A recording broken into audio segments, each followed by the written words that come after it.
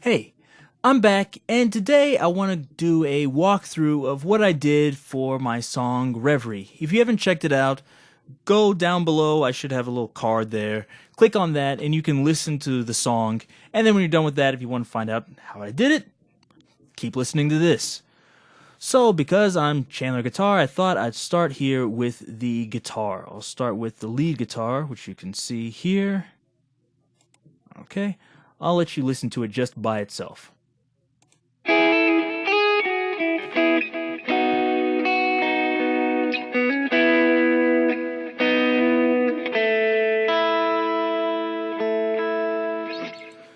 So let me get into it and show you how I made this sound. So let me switch to this view. This should be a little bit clearer. Turn everything off so we can go through it one by one. So the first thing I have is soft drive. I'm only using that for one small part where you hear the distortion. I'll go over that later, but let's first go over S gear. So as you can see here are my settings for S gear. I have a little bit of gain. I had more gain before, but I realized after reading the manual, which you should always do, that on this amp, when you turn up the gain, it cuts some of the high end, which sounds good generally, but I wanted a slightly distorted sound, but with lots of sparkle. And I noticed, like, if I turn the gain up, I was like, I can't get that sparkle. What's happening? So then once I read the manual, I was like, oh, that's what's happening. So I turned the gain down, turned the amp drive up a little bit, and it gave me closer to what I wanted. Also, I used these cream back speakers from Celestion. These are the impulse responses I used for this. I'll let you hear this with nothing on it, no delays, no compressors, just the baritone. Here we go.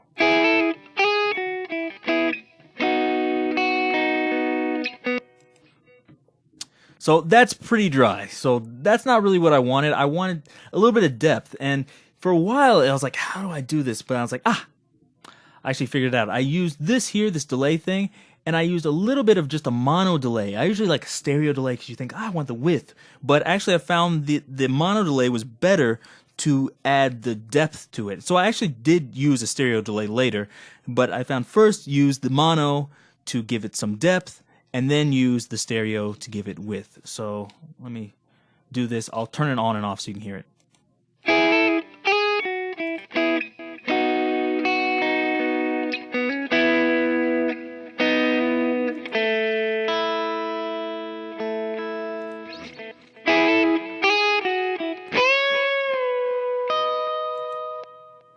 So you can see the settings. It's not a ton of delay, but it's enough to just put some, I don't know, like space around it. It sounds like it's not right in your face, which it does when you don't have anything on there. So from there, I just used a little bit of EQ. This is fairly light, I think. I cut off some of the bottom end. I went pretty high on the high pass, but I didn't want any kind of like rumbling or anything. In here, I cut out a little bit around 820 hertz because that frequency, at least for my guitar, just makes it sound kind of like cheap and bad. Same thing here, 1600 hertz, the same type of frequency problems. And then at 3900 hertz, I boosted it by 2 decibels just because I wanted a little bit of cut with this because it's the main instrument. So I'll let you hear this on and off.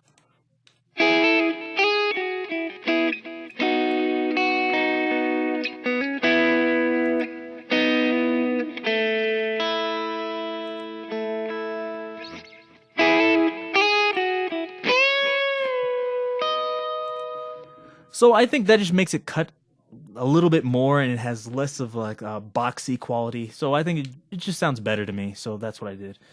The next one I think is really important though. This one, M Auto Volume, it's a volume rider. So it's similar to a compressor in a way, but it doesn't really sound the same. It doesn't add the same compression sound to it and coloration.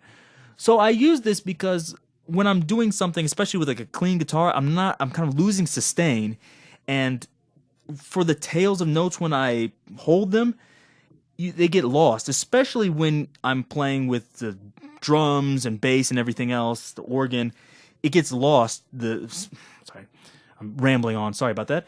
The sustain of my guitar is getting lost. So I use this, and if you'll notice when you listen to it, as the guitar fades down, normally would fade down in volume. Here it boosted up so you can hear it. So I'll let you look here and listen.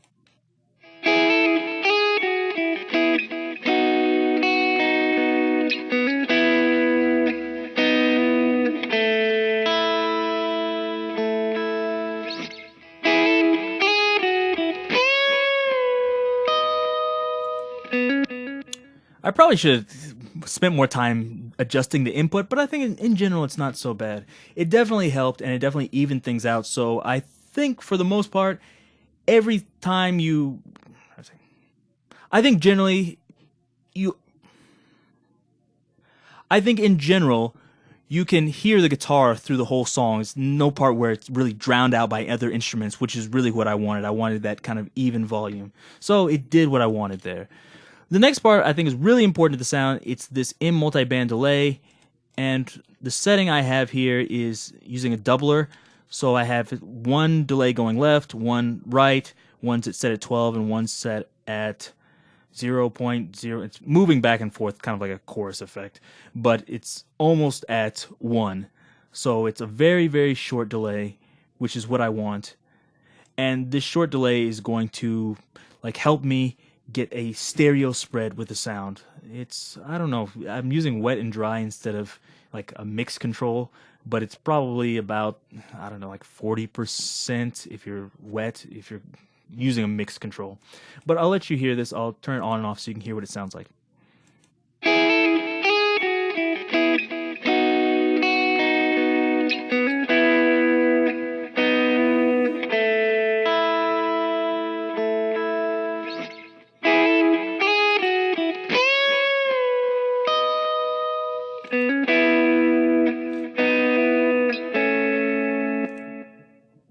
So for me, that's pretty dramatic. You can see it really spreads things out, and also because I'm limiting the frequencies, it kind of makes it a little bit warmer, at least to me.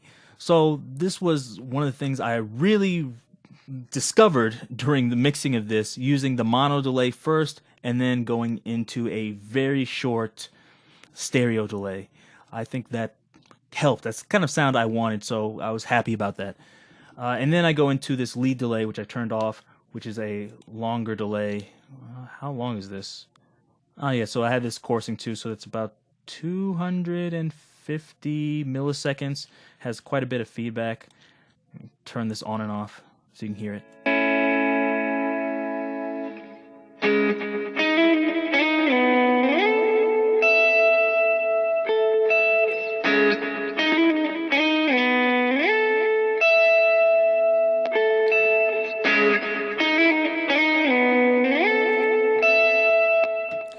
Okay, and that brings me to the last part here is the M soft drive. That's just to add that crunch effect.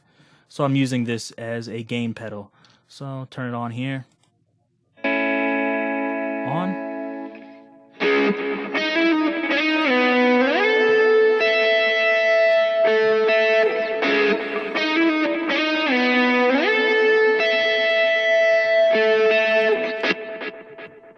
Not completely happy about that. I think that sounds a little bit boxy to me. So if I had to do that over again, I might use a different pedal, or maybe I'd send that part to a different track and record that with a different guitar sound altogether. But in the context of the mix, I think it's okay.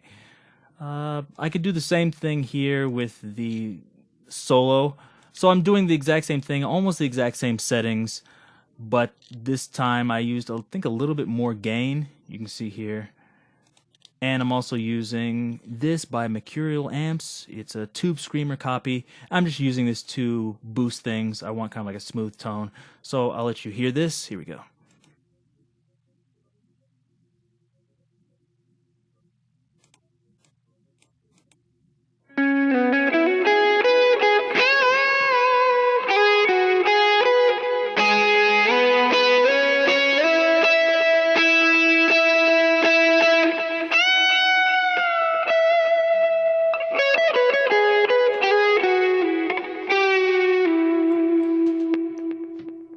So there you go. That's a lot of the Tube Screamers giving it that sound. And another thing I used on both of these guitars is I used this little tape emulation just to kind of smooth things out, smooth the high end out, and just kind of bring things together. I'll let you hear it on and off. It's not that big of a difference, it's just kind of subtle.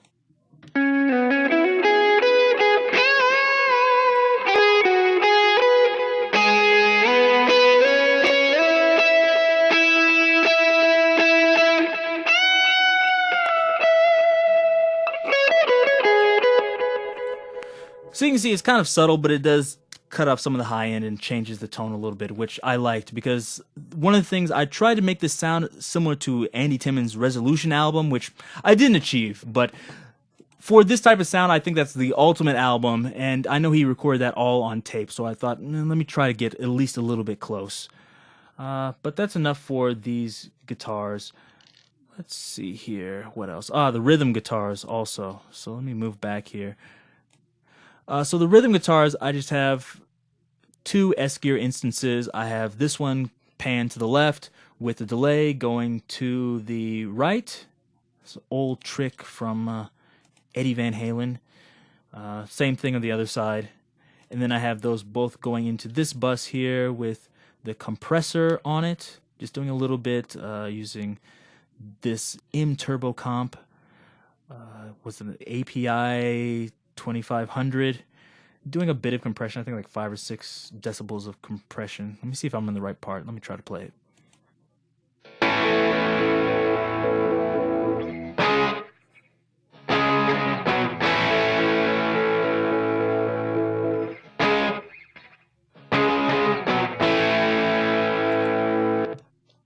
So there you go. I used the delay instead of the reverb, which I think by itself doesn't sound that good, but I think in the context of the song, it's okay. If I had to redo it, I might actually use a reverb there. Using EQ, and that's just to boost a few frequencies I thought sounded good. This one at 800 I thought didn't sound so good, so I cut off some of the low end because I don't really need that because I have the bass. So let's keep moving. I'll actually go to the bass now. So the bass, I'm using a bunch of stuff. If you haven't seen my video on how to fake a bass on guitar, check that out. I should have that linked below. And that's what I did here. So I basically recorded a guitar part.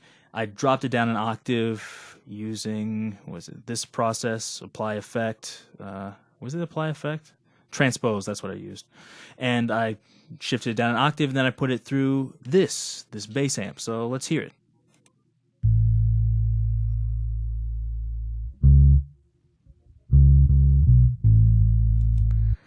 So that's what I had basically. I have this here. I wanted to cut off some of the low end because there's too much booming there, and I didn't want it to interfere with the bass drum. I cut this here because it's probably, it just didn't sound good, but also I have a feeling it's probably interfering with the guitars. And then I boosted it here because it kind of stands out on smaller speakers, so I did that. I'll let you hear that.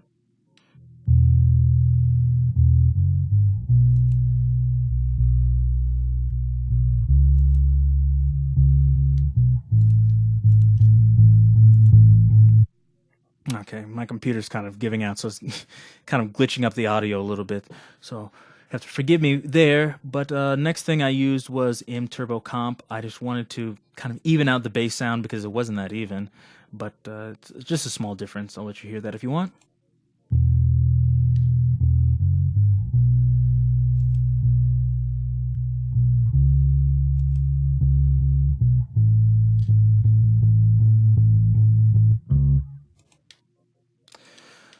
Next thing I used was Ambassador. This really enhances your bass, especially if you have it like playing something on small speakers or headphones. Sometimes you can't hear it, so this helps with that, and it also just makes it sound better, I think. So I'll bypass that and then let you hear it.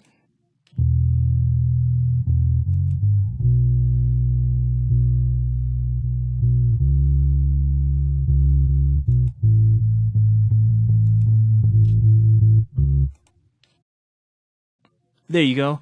I think that's really cool plugin. It really helps bring out that bass sound. Next one, M Dynamics. You don't really need to hear this. All I'm doing this, only thing I'm using this for really is I wanted to control the low bass, like that sub bass below 100, so I use this here to control that. It's kind of self-explanatory. And here, M Transient. When I let people listen to this, they're saying like, oh, I can't hear the bass. It's not punchy enough. So I use this to add some attack to it. So I'll let you listen to this without it. With.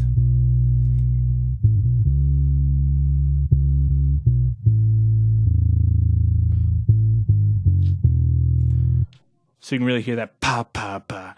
It's really, hitting there. So I add some transients. I may have done a little bit too much, but it's okay. Here, next, let's talk about the drums. So for this, I use these EQ settings because I didn't want this place to interfere with the bass part, and same here, I didn't want it to interfere with the lead guitar, and everything else I just left up to Addictive Drums because I don't know how to do drums. I'm not a good drum mixer, so I was like, I'll just pick a preset and hopefully it sounds good. It sounded all right to me though, so I'll let you hear it if you want to decide for yourself. Here we go.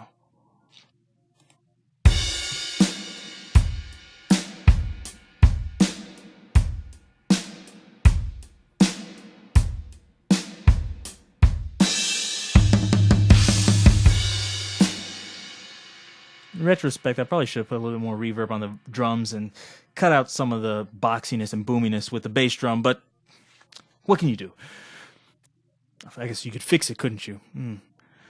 Anyways, talking about this, how I came up with the pattern was I came up with a basic drum pattern and I put it into Jamsticks. Jamsticks is a program that is basically the brain of a drummer. So I put it in there, I planned out the arrangement of the song, and then I exported that as MIDI, and Jamsticks filled in all the drum fills, like the dynamics for everything, and the small variations so it didn't sound like a robot playing. So if you don't have drumsticks and you're a terrible drum programmer like I am, definitely check that out because it's really cool and it's very helpful. It saved me lots of time doing this. So that's about it for drums, and the last part is this organ, which I think lots of people didn't notice was in this song. I wanted to add something because I thought just the guitar, bass, and drums is maybe a little bit too bare bones. It needed something else, but I didn't want to put something so synthy in there, so I thought, I'll try an organ. But instead of playing organ, I actually just used a guitar sound. So check out my video below on simulating organ sounds with a guitar, and that's what I did with this.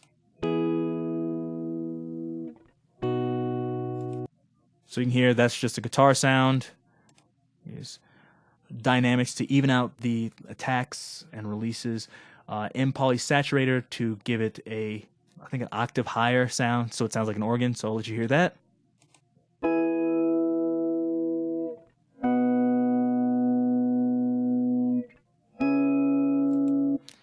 There we go. I used M delay because you hear after I let go of the notes, it just kind of stops abruptly. So by using the delay, it kind of covers that in-between sound, and it sounds like things are connected. Here we go.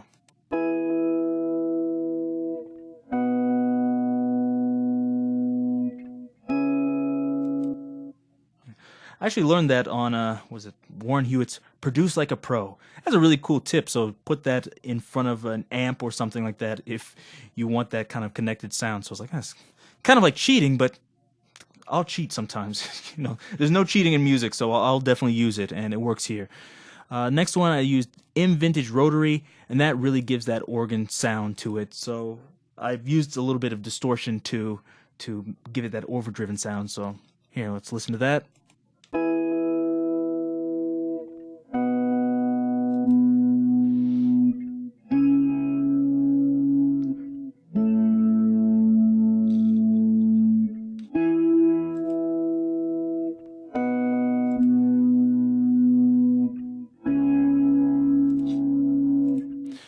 So that's basically the sound, and then I used MEQ to cut out some of the low end and make room for the guitar part here. So that's basically enough. So I think that's about it, except for here I've routed the drums, bass, organ, and rhythm guitars into here, which I'm using a compressor here. If you want to hear this on and off, it's not that big of a deal, but yeah, I'll play it for you just in case.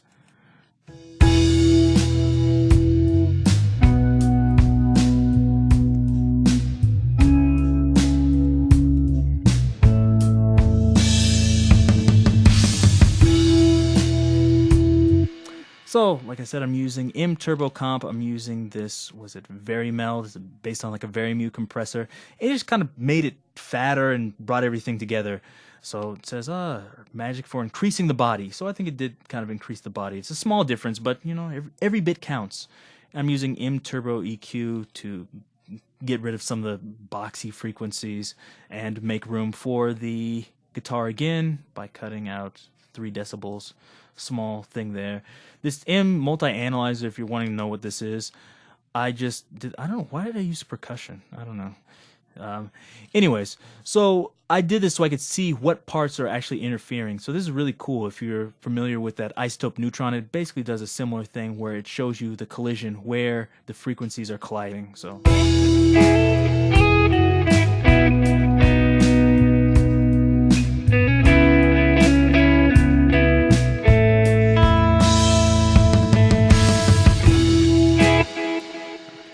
my guitar's, or my computer's slowing down. I should probably turn all this stuff off. All this graphic stuff is going to make my computer crash.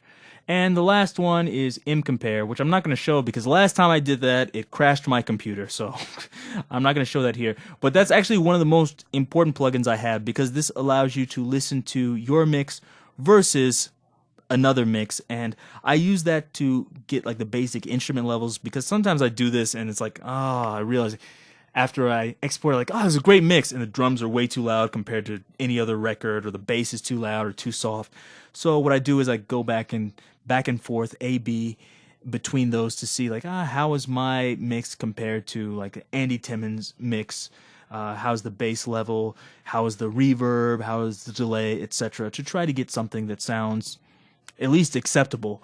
I didn't reach my goal. Of course, this isn't a perfect mix, and even now I'm hearing things, I'm like, I should have changed that. But I think it's acceptable enough. I think I didn't do too terrible of a mixing job, although there's always things I could improve. So I hope you like this. If you want me to get into something else or you have another question, leave it below. And I'd like to do more of this in the future. If you have another genre you'd like me to do, like, you do like a up-tempo hard rock song, or could you do like a jazz song or jazz fusion song or blues song, leave it below if you have a request, and I'll try to write another one and break it down again.